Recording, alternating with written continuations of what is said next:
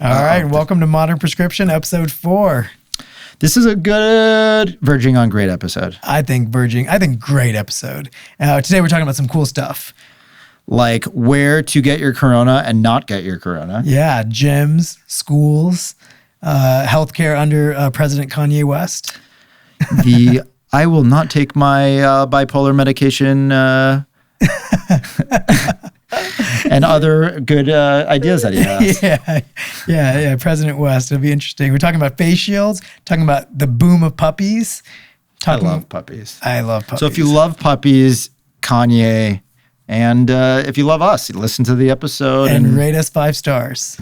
And follow us on Instagram, Deepak Dugar MD and Jeff Toll MD. Share the pod. Enjoy. Yeah, enjoy.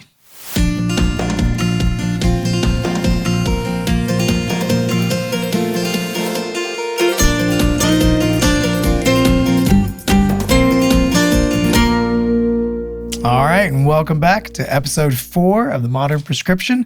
My name is Dr. Deepak Dugar. I'm a facial plastic surgeon in Beverly Hills. I'm Dr. Jeff Toll, and I'm an internal medicine doctor and continuing to get control of the coronavirus here in Los Angeles. COVID King. Today's a great episode. We're going to talk about a lot of cool stuff.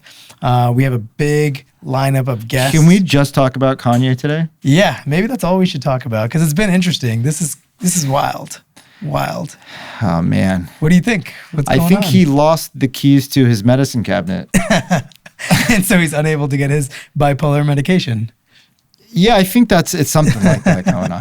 Yeah, this is weird. I mean, the whole thing, I'm sure those of you who are listening who have not heard about this, Kanye West has decided to run under a banner called the Birthday Party, where he plans to have a completely different approach to politics than I think perhaps anyone ever. This is as close to politics, I think, as what was the show that went viral this summer during quarantine?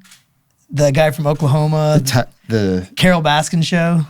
Tiger King. The Tiger King. It's like when the Tiger King ran for Oklahoma mayor, right, or governor, and he got a few votes. And he did. He was number 3. Kanye would probably get a few votes. Yeah, Kanye would be number 3. What's weird is the media taking it seriously, knowing that this guy has a history of mental illness. Yep. He's clearly manic. I don't want to be a psychiatrist from this seat doing our podcast, but he's clearly manic. Yeah. Talking about things that don't make sense, saying he's going to run the country like Wakanda, whatever that means. Yeah, that'd be kind of cool. You remember in Wakanda when they have the guys fighting to see who's the next leader is? Yeah. Like Kanye being shirtless, fighting on a waterfall. I think that's how Trump kind of does it. I know. He's not shirtless ever. Just behind you just don't see it outside. Yeah. It's like behind the scenes. Did Trump wrestle a bear and that's how he became president? Exactly. No, I mean Trump's lackeys, the guy that did his business for that's him. true. Trump never fights. Yeah. Well, that's interesting because, Kanye basically said also one weird thing is that he said he's very anti-vaccination. He thinks that too many children have been sick and paralyzed is what his words were. I think, the whole vaccination thing is really going to come to a head. It's been boiling for years, this whole vaccination business. And with coronavirus, where, most governments around the world are going to be offering people vaccines. Yeah. This is really finally going to come to a head. And for many listeners here, I'm sure there's a lot of anti-vaxxers listening, a lot of pro-vaxxers listening. We care about you both, but...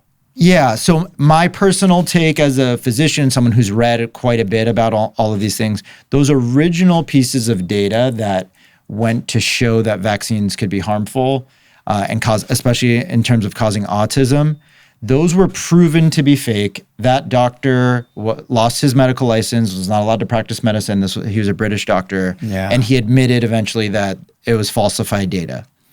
Then a lot of people who did not understand that went on to, the equivalent of these days retweeting his data, but then, making, websites, making whatever, just talking about autism and vaccines. And then it became its own phenomenon. Right.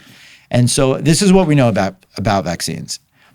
For all of these diseases that used to sort of be like COVID in the sense of causing epidemics and pandemics around the world, smallpox, polio, the measles, all of these things basically don't exist anymore because of vaccines. Because of vaccines, yeah, exactly.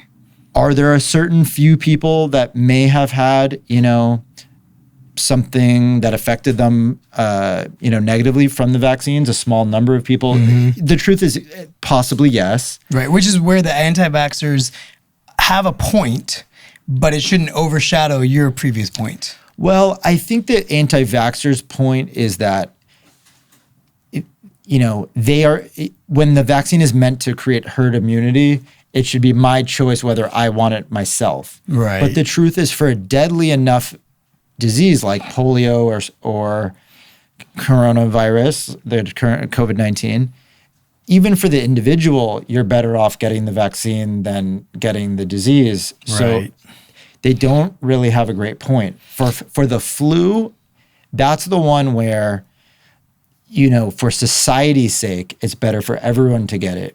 But one could argue for a 20-year-old to a 40-year-old, for that individual person, they may not be benefited by getting the vaccine because they're going to be fine if they get the virus. Right. But they're just protecting the world and our elderly and other risky population by getting everyone vaccine. Right. And flu vaccines every year, obviously they change. That's why we get them year to year because the flu mutates and there's different strains. Right. But is that going to be the same thought probably with COVID-19? So no one knows is the short answer. The other coronaviruses that have existed, that cause the common cold and stuff like that, those ones don't evolve very fast. They do slowly. So they think the vaccine will, the flu changes rapidly. So that's why you need a different flu shot every year. The corona vaccine may work to fight off the coronavirus, and the virus may not change. But what we don't have a great answer for is how long does that immunity last? How long do those antibodies last? And, there's there's billions, trillions of dollars at stake here for who can make the first vaccine that can be proven to be safe or work somewhat. Very likely the first vaccines will be somewhat, but not fully protective, but better than nothing. So I honestly wouldn't be surprised if there's multiple vaccines that come out. A lot of people are going to want all of them because you may get additional protection by getting more than one of them. The way they cover different strains, different strengths. Or just you'll get additive immunity by getting more than one more than one vaccine. The crazy thing to think about, and this is true of all drugs or things that pass through the FDA, is everything is tested against placebo. So they will inject people with placebo, they will inject people with the coronavirus vaccine from each different company. So, and compare, is this more effective to protect you than placebo? None of them will have to be compared against each other. Interesting.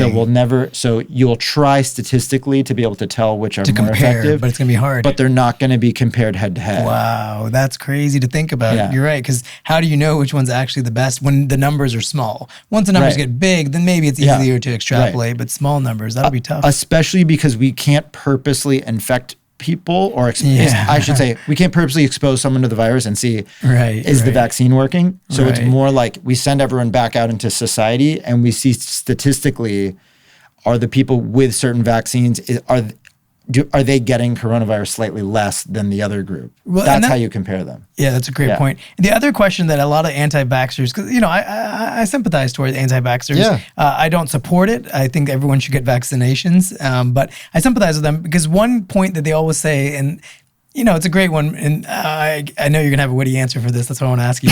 They say, if everyone at school got the shot, why does it matter if my kid does? If everyone has the vaccine, aren't they protected?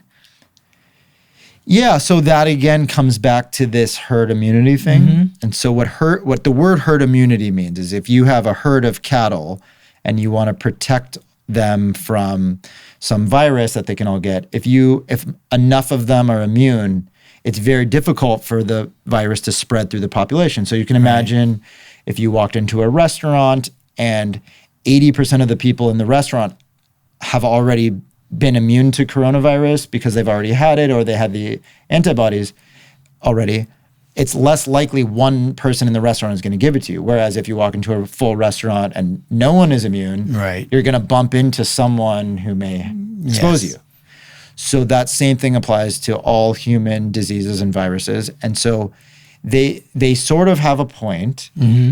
But the point is also the vaccines are not 100% effective. That's exactly right. Yes. Like 60% effective. Yeah, so someone could have lower titers and get sick because of that kid who came in with the full-blown disease. Right. So what's supposed to happen is each person is protected. It lowers the chance of anyone having it in the school, but some of them may not have full immunity. Yeah. So if you are the My Body, My Choice person, your child could not only get infected themselves, but get other people sick. Yeah, that makes a lot of sense. And the My Body, My Choice thing is interesting because I think everyone has opinions on My Body, My Choice, depending on what it is. And I think we're really going to come to a head, like you said, with the coronavirus vaccine. I mean, that's coming. There's no question. Obviously, your practice is very geared towards health, beauty.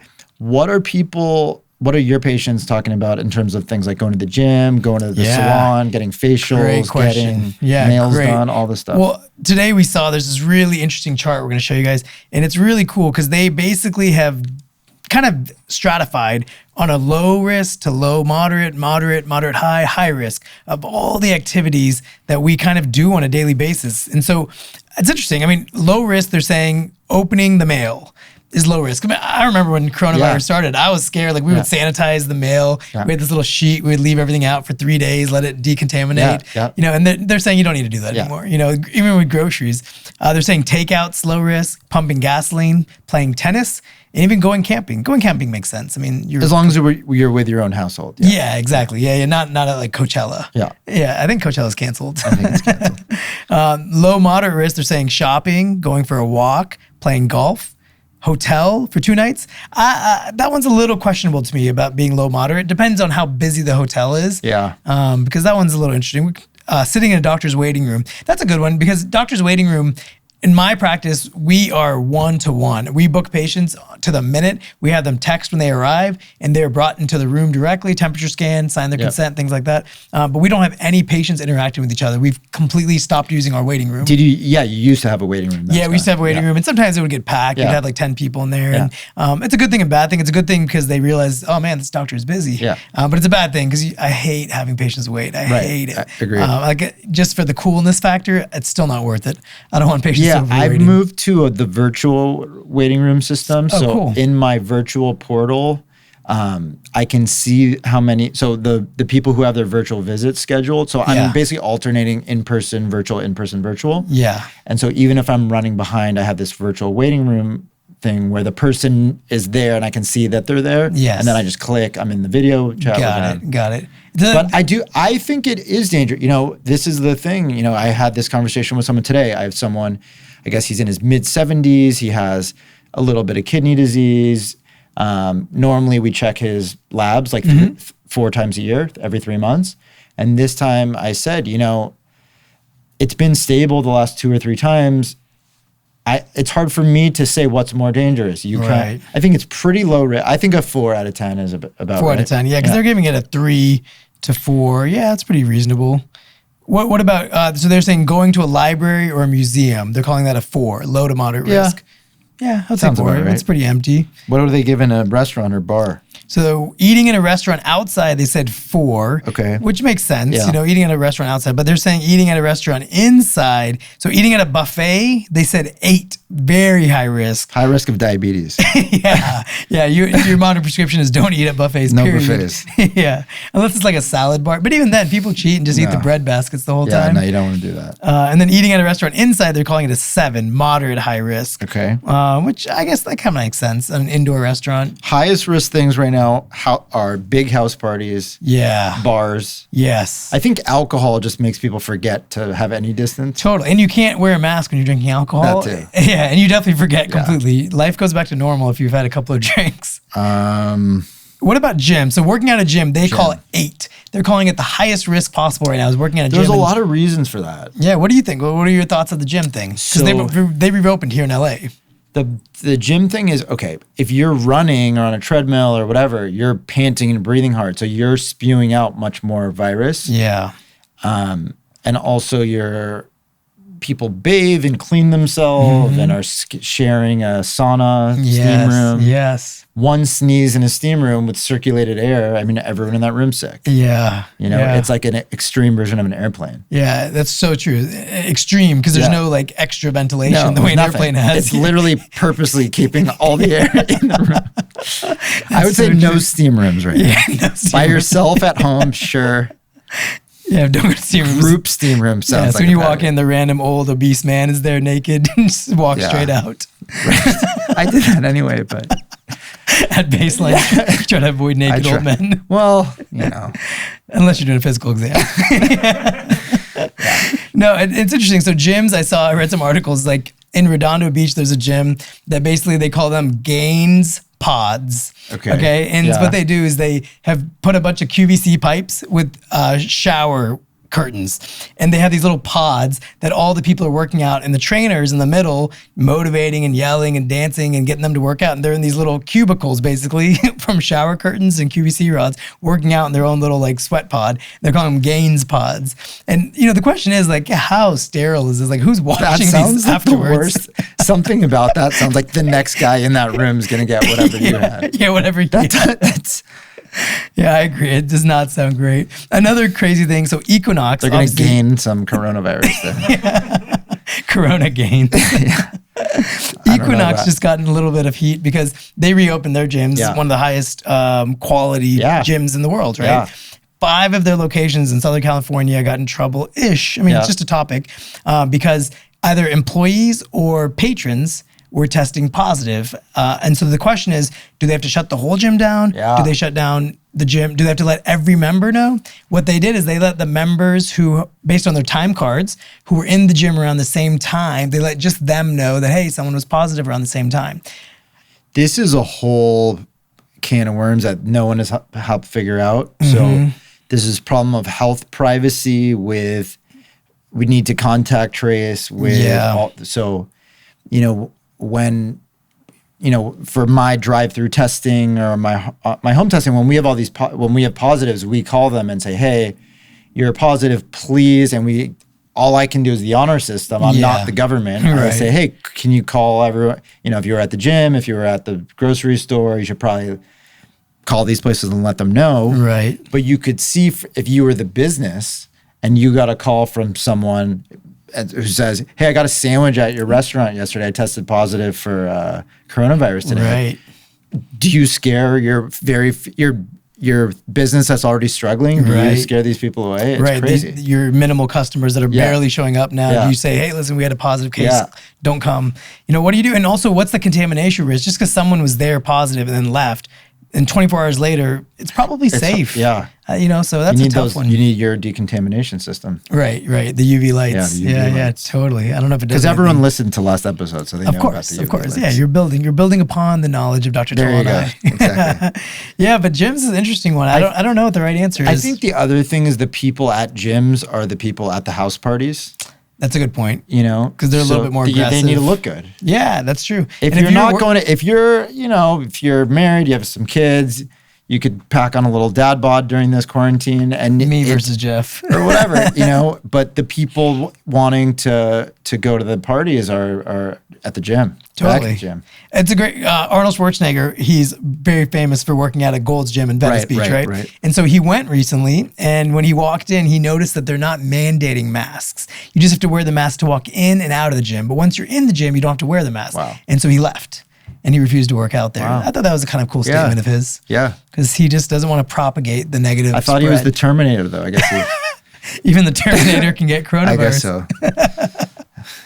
But yeah, it's interesting. The next one I want to talk about is schools, because they don't have this. They don't have this one on the list. It's very tricky right now. The government's they don't pushing even put schools it on the list, huh? They don't even put it on the list because governments are pushing schools to open, and schools are saying, "Well, is this safe?" So I've been getting calls from school districts about trying to figure out how to set up some type of surveillance and or broad-based testing system. Testing for school. I mean, what age range do you start testing? I have a great system, one that I don't know that I want to share on live here. Yeah, okay. Not patented yet. Yeah. But no, I think the bottom line is these are the people that have, the last 2 months, it's young people who have it. Yeah. So whether we're talking about college, high school, middle school, I mean, those kids are hanging out. Yeah, yeah, totally. They're TikToking away. Yeah, Well, they can. If there's 4 people in a TikTok dance, I know. How many of them get corona? Totally. And this may not be an issue once TikTok is shut down. Right. But you're right. Yeah. How many TikToks does it take to make corona? Exactly. So it's very complicated, and the kids, there will be very few deaths, likely, probably a couple, in the country if the schools open. But the problem is they are a vector for spreading the illness again to their parents and grandparents and whoever else they live with. Yeah. So what do we do? The country has, we shut down for 3 months when the only place in the country that really was in a disastrous position was New York. Mm-hmm. And then we shut down for too long is what you alluded to. We shut down episode. It was if the point was to shut down to get to 0 cases, then that could have would have worked, and we should still be shut down, and we still would have been shut down, and that worked in many countries. Yeah. Or if the point was to shut down to get below hospital capacity and get enough PPE and tests, we had accomplished that well before we decided to reopen. June. Right. Yeah. But then you reopen all at once and have these protests, and then you have no idea what the variable was that made the cases double, triple, quadruple. Right. And depending on the news network you listen to, the protests did matter, they didn't matter. Right. And so the truth is we don't know. I mean, I'm sure they contributed. To what degree compared to bars, or was it the combination of the two? Right. Was one a multiplier for the other? Who knows? And we have no data. Right. So we're in worse position probably than we were 2 months ago. Totally. And I'm worried, LA looks like it's about to shut down again. Yeah, I noticed that. I mean, 90 days of cases versus the past 30 days. We have more cases now this last month than we did the first 90 days. Yeah. It's crazy. Part of it is testing. Yes. I'll go back to say this again. Yep. I still believe New York City, when they were at full hospital, at least 1 million, if not 2 million, just in New York City is my thing. Had it. And to get the hospitals that full. Right, and not even knowing it because we weren't testing at that level. No, whatever it was, 100,000 people got tested positive. Yeah. But no one had tests. I have colleagues, concierge doctors in New York that were getting offered $2,000 a test at that time. Wow. Oh my God. Because the swabs were at such a premium. Yeah. And they couldn't do it because they had no swabs. Wow. That's crazy. $2,000 for swab. Yeah. Wow. I'm glad that's over. Yeah. No one's paying that now, right? No. Okay. No. In my drive-through now, $125 a test. This is Good Life Medical. Well, you don't have to promote my thing. Well, I just want to know. I'm curious. Good Life Medical Services. GoodLifeMedicalServices.com. Yeah. No, it's good for me too. Thank you. Yeah. I'd like to know. These are things that are helpful because honestly, it's not even about promoting your business. It's one thing if your business is doing something like that's not helpful. This is amazing. I mean, to be able to drive through in the middle of LA, you guys do it. We're in West Hollywood. Right next to Cedars. Yeah. Amazing. What's crazy is Cedars-Sinai is calling me, my office, my private office, and saying, "Hi, we need you to help us test people." Wow, and they're Cedars-Sinai, a multi-billion-dollar corporation. Yes, they're needs using help. Well, I would just look, and my patients couldn't get tested easily. Yeah. People who need pre-op clearance couldn't get tested easily. I sent you at least 30 patients last month. People can't get tests. Yeah. So there was a problem that needed to be solved, and if they don't want to do it, I'll figure it out for them. Yeah, so we have our testing. No, it's great. Yeah. Super excited. Good Life Medical Services. That's amazing. And with testing for the kids, what do you do? Like, how does a 4-year-old or 6-year-old or 8-year-old get tested? So the strategies either have to be something where you can swab a 4-year-old. Yeah. So you can either test everyone. God, that's torture. You can either test the families. You could test just the teachers. Mm-hmm. You could do those antibody rapid tests that are very useless in the setting of one person finding out if they are themselves infected. You mean the ones we all got from China? The ones from China. Yeah. Those ones could be helpful in a broad-based testing strategy that also includes PCR testing. So theoretically, you have a school with 1,000 people. You test them all with a PCR once a week or every other week or whatever. But you do the antibody testing much more frequently. Mm-hmm. You will miss many positives, but you will catch some positives. So all the positives you do catch, you send them home, and then that lowers the overall amount of infected people circulating in the school to keep the total infections at. It may help you. So it's like stratifying your data, basically stratifying. It minorly will help you get rid of some of the infected people. That's great. And then one new thing that I just noticed, the FDA just approved antigen tests. So instead of like the PCR test and the antibody test, we all knew about antibody and PCR, but now there's this third thing called antigen test, and it's a swab. Super excited about this. So tell what is that, and is that allowed for testing before a surgery or testing for before going to school? So we talked about on previous episodes, a PCR test is looking for the genetic material of the virus. That's the gold standard. RNA. That's the gold standard. Okay. The antibody test is asking the question, have I been exposed to this virus in the past, and is my immune system making antibodies against it?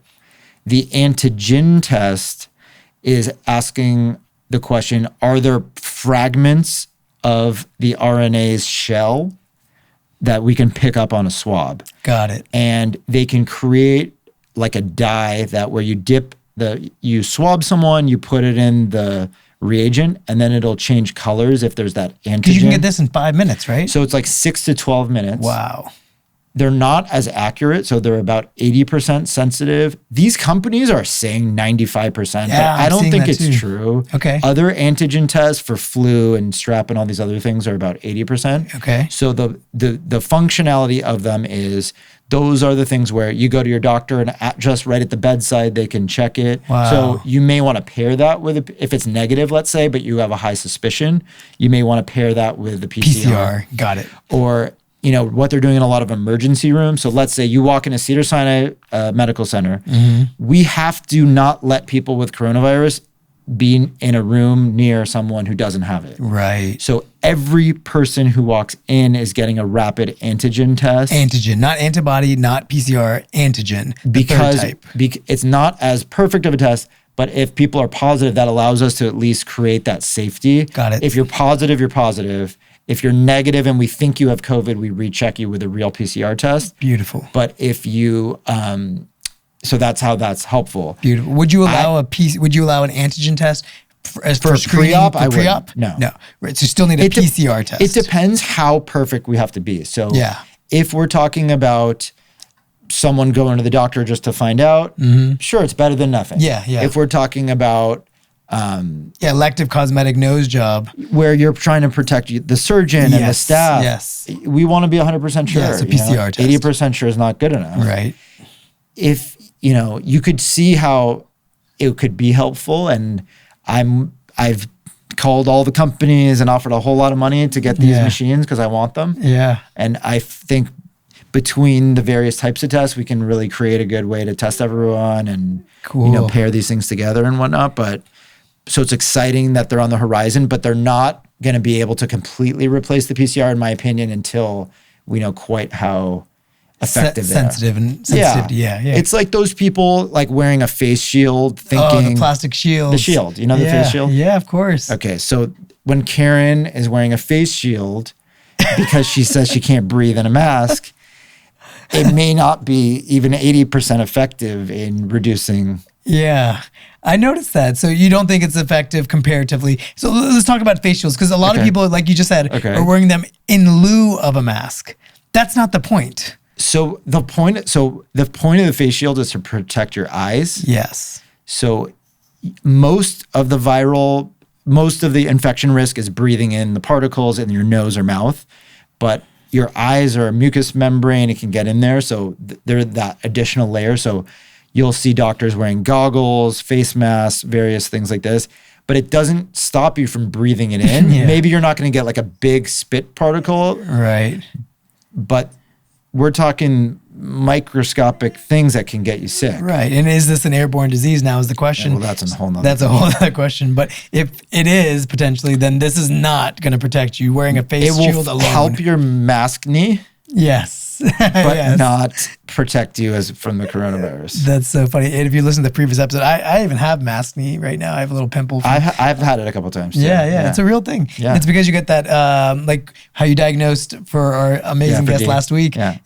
You get that mechanical irritation that you just end up seeding bacteria sometimes, or fungal in his case. And D is the fungus among us. We got to check in with D and see is his diagnosis better now. I don't think he started treating it yet. But okay. Yeah. Okay. Well, he can't take off the chain. It's the Indian chain thing. You just can't take this off. Yeah. Do you guys have something like that? Jewish people wear a Jewish star. Yeah. I don't wear one. Do you usually wear it on a necklace? I don't, but people do, yeah. Growing up, did you ever wear that? I didn't know, but a lot of people do. Yeah. Were you a good Jew or a rebel? I'm a very nice Jewish, but I'm a Jewish doctor. You're a nice Jewish doctor? If you ask my mom, she will tell you that. To all the single ladies, Jeff is a very nice Jewish doctor. I had to do that for your mom. Yeah. My girlfriend won't like that, but he's not single. My mom would like it. I love it. I'm going to get Jeff in all types of trouble. There you go. The other thing is, not to like beat up COVID this episode, but like you see the genetics thing, the 23andMe, they're trying to like figure out blood types for COVID. Yeah, I've seen it. I think we're trying to figure out what blood types mean for everything. People talk about like what foods can I eat, and so the different blood types are sort of from different evolutionary tree chains. So depending on what part of the world you're from, that's also what blood type you are. So there's some question is it really actually the blood type that's causing you to be either less likely to get COVID or more likely to be able to digest lactose or less likely to be able to tolerate gluten or whatever? Yeah. Is it a marker that you have the same gene as some other gene yet to be discovered that also confers that other thing? Right. Or is it actually the blood type? I think my opinion is it's less likely. There's no mechanistic way that the blood type could affect your digestion or whatever. Yeah. But it could be carried. That gene is carried often enough with the other gene. Right. And blood types, just to break it down. So there's type A, type B, type AB, or type O. But type O blood, we learned, does have a little bit, they found from the study, a little bit of a decreased risk of getting coronavirus, is what they said. 9 to 18% decrease in risk of getting coronavirus if you're type O blood. That's interesting. Yeah. What type of blood are you? I'm O positive. And you had coronavirus. And I had coronavirus. So I violate the rule. That study sucks. I was probably exposed to a lot of virus, though. That's true, because you were treating early pre-PPE. Pre-knowing it was around, pre-PPE. Yeah. No, absolutely. You were treating in February and March, right, when we didn't even know what was happening. Yeah. Now they're saying if they think it came here in February or January, maybe even. Yeah.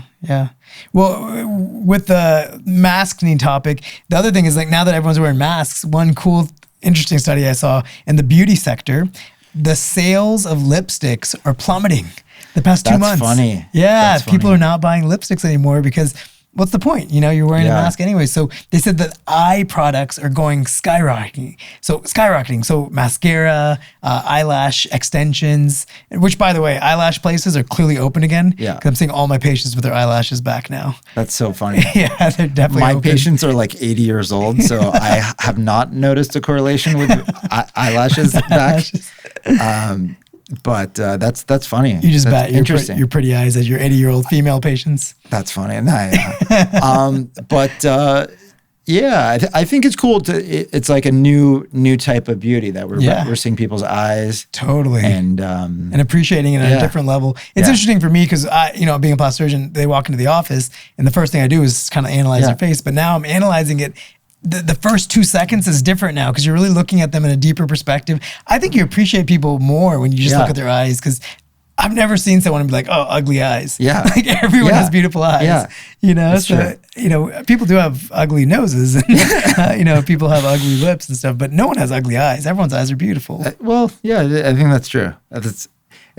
But people come to you with they want to change something about their eyes too, right? But it's their the skin around, eyelids, skin around, like the actual eyeballs. I've never seen someone with ugly eyes. Are beautiful. Yeah, they're beautiful. They're such a cool structure and they're really just amazing. So it's interesting that the masks that we're wearing are now promoting more eye beauty and eye confidence. And I think that's awesome. That's cool. Yeah, it's really different. One other thing I saw that was really cool is on the rise right now is puppies. Who doesn't like a puppy? Who doesn't like a puppy? Yeah. But puppies are on the rise, and they're talking about veterinarian burnout. Because what does that mean? They're saying that they're overloaded right now on the new puppies. Like puppies, when you first get one, like, did you have a dog growing up? I did. Yeah. So like when you first get the dog, there's many vet visits that are needed. Oh yeah. Vaccinations and checkups, stuff like that. And they said that the vets are like overloaded right now. There's like a burnout. So you're telling me in the middle of a pandemic, with how hard all these doctors and nurses and techs and all these people are working, the veterinarians are complaining. The veterinarians are burning out. They are. God, There's too many puppies. It's just a puppy craze right now. And it makes sense. You know, who doesn't want a pet right now? I would love a puppy. I would love a puppy. I can't have a puppy because I have to work too much. Yeah, true. But I'd love one. Maybe a dog mascot at the office. At the office. That'd be kind of cool. Have a little dog mascot running around. Is that Is that a COVID risk? I don't think so. They could track it around. So. Yeah. I don't know. Maybe. Yeah. I tried to borrow one of my brother's wife has 2 dogs. Oh my God. So okay, what kind of dogs? I tried to borrow one of them, and she kept promising and never delivered. So we're asking her now. Yeah. Sienna, if you're listening, please. We need to borrow the dog. Yeah, just for a nice walk with his girlfriend. So you can enjoy the evening. Thank you. Yeah. What kind of dogs do they have? They have 2. They have one is a rescue, a little tiny scared rescue. I really don't know what she is. Oh, that's cute. That was the one I was offering to borrow. Yeah, that's cute. Yeah. I love rescues because it's like adopting a kid. Yeah. It's like no matter what, you're doing good for this world. Yeah. A lot of people look at adopting and they're scared because they feel like, what if the kid doesn't love me when he's 18? It's like, who cares? You gave that kid a phenomenal life compared to what he could have had. Or like, be a great parent and they'll love you. What are you talking about? Yeah, it's very true. I mean, look at Jeff Bezos adopted. Is he? And so is Steve Jobs. Really? Yeah, Steve Jobs. Interesting. So the most successful people, the 2 pretty much most successful people of all on the time planet. Yeah, both adopted. Yeah. Interesting. So adopt a dog, adopt a baby, and change the world. Anyone looking for giving up babies? Yeah. And let's give the veterinarians a break. I'm sorry, are adoptions up too? Real adoptions? That's a good question. That's a good question. Adoptions in America are a little tricky because it's not that easy. And across the world, it used to be really ezy, like to adopt in India. I always had this dream of adopting a baby in India one day. You should. I think I will. Like a whole bunch of them. At least one. Yeah. We want to have our own kids too, but at least adopt one. Yeah. It's my idea. My wife is on board. I like it. But in India, they stopped making it simple to adopt because weirdo people in the world traffic children. Oh, they were. Yeah, like psycho people traffic children. So they made it super complicated now to get a baby, which I'm glad they did. Thank God. Wow. I'm willing to go through the hurdles. But when I was in India, there was a lot of like children that were just like begging on the street. Yeah, like selling so sad, trinkets and stuff. It's so sad. I know. But you know, it's a way of life for them. It's how they get by. And I think that I saw this meme once where there's these kids in Africa who are really poor, and they were looking at a picture of these American kids in a classroom, and like there's a meme on top that like ADHD medication, this medication, this medication. They're like, wow, that's so sad. Those kids have to be stuck in this box and they have to take all these drugs. We get freedom, you know. And it's like it's all perception. Yeah. You know, what you see is what it is. But I thought that was cute. That's funny. Well, I think this was great. I think next week and the week after we have some really big guests. Some big guests. Really big guests. Yeah, really big. And I'm excited because we're going to talk about pregnancy. We're going to talk about women's rights. We're going to be talking about female empowerment. We're getting back on some beauty things next week. Yeah, definitely some beauty things. Health and wellness, working out. I hope society won't be closed again by next week. I know.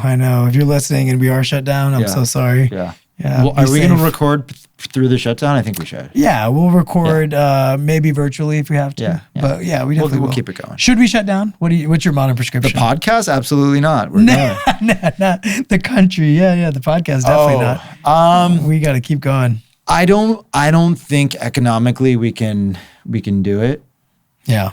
You know, I think we have to pick our spots of what needs to be open and not open. It's unbelievable how bad we failed compared to the rest of the world. Yeah. You know, but, you know, Texas looks like the hospitals are getting full or over full. Texas looks bad. I'm worried about California in a week or two. Yep. The problem is it's always 2 weeks after just think, this is what I want to make very clear. This is a super important point is, okay, all the young people went out and got it. Yep. then the 7-day sort of period until they're sick, then they're sick for about a week or two. Yep. Then they're going to be fine. A couple people will get hospitalized. Young people who have, obesity, diabetes, that's scary for them. So some young people are going to get sick themselves. Yep. But then they infect in turn their family, people they work with, et cetera, who then have their own incubation period and then get sick and then end up in the hospital. So really when all the cases are young people, like was the case in Florida when the governor there kept saying, oh, things are fine. It's just a lot of cases. No one's sick. And same thing here. The spring breakers and all that. So the sick hospitalization / death part comes maybe a month or two after the spike of cases. Yeah. If the initial cases are young people. Yeah. So that is very difficult to know what to do with. Right. But it's sad. I mean, my friends, family, my brother's businesses, he operates bars and restaurants and they're forced shut. It's really terrible. Right. Because only outdoors allowed open in LA right now. Yeah. Yeah, it's so tough. I think one idea I always had, and for anyone listening to Modern Prescription, maybe you will take this to the government. Yep. Why don't we just shut down for 2 weeks and reopen again for 2 months? And shut down for 2 weeks and reopen for 2 months. If 2 weeks is generally the latency period, then why don't we just shut down for 2 weeks and then reopen for 2 months? And just make that a maintenance thing for the next 6 months. Because the 2 weeks probably isn't enough. So it need to be like a month, you think? Yeah, because the thing is, you have to break the chain of infection. So everyone who's sick has to be indoors for. If we had good contact, how about this? Contact tracing. If there was real contact tracing, 2 weeks would be fine because people get a test positive. They contact trace everyone. All their contacts quarantine. Everyone stays indoors for 2 weeks. Right. Then you could reopen again with the people that are not sick. Right. Americans don't want to be traced. No.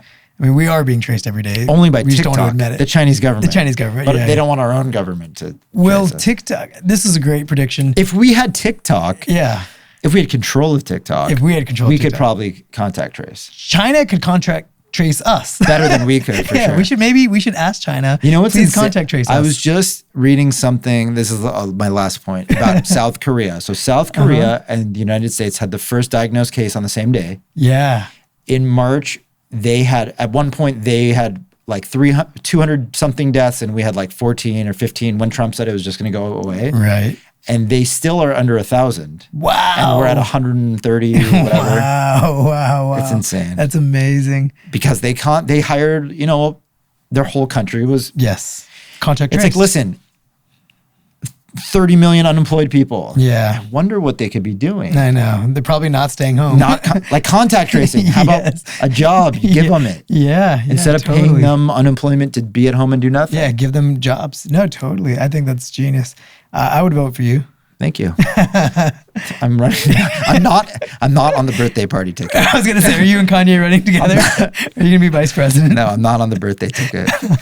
Well, God bless Kanye West. I think he's a musical genius. I'm thinking maybe a 2040 run. 2040. Okay. Should we run together in 2040? 2040 run. Yeah. Will they allow co-presidents? Yeah, we rock, paper, scissors. Yeah, we're RPS. Yeah, let's RPS for that. Or you know what? Maybe you do 2040, and then I'll be your hype man, and then maybe I'll run in 2048 after you've done your 2 cycles. I think that's a better idea. Yeah. Okay, you heard it here first on podcast on Modern Prescription. That's my Modern Prescription. Thank you for tuning in, guys. Episode 4. We appreciate your support and your listening, and continue to listen. We have some amazing guests coming up the next few weeks. We're gonna be talking about a lot of great topics, and we can't wait to continue to educate. Please give us a 5-star. Yes. And share us if you like us. Yes. And also follow us on social. Yeah. Jeff Toll MD on Instagram. Very easy. It's just like it's spelled, just like it sounds. And mine's Deepak, Deepak Dugar, Dugar MD. Both of us are on Instagram. We're posting great content and we're trying to keep you guys entertained with audio and visually on Instagram. There you go. See you next time. See you next time.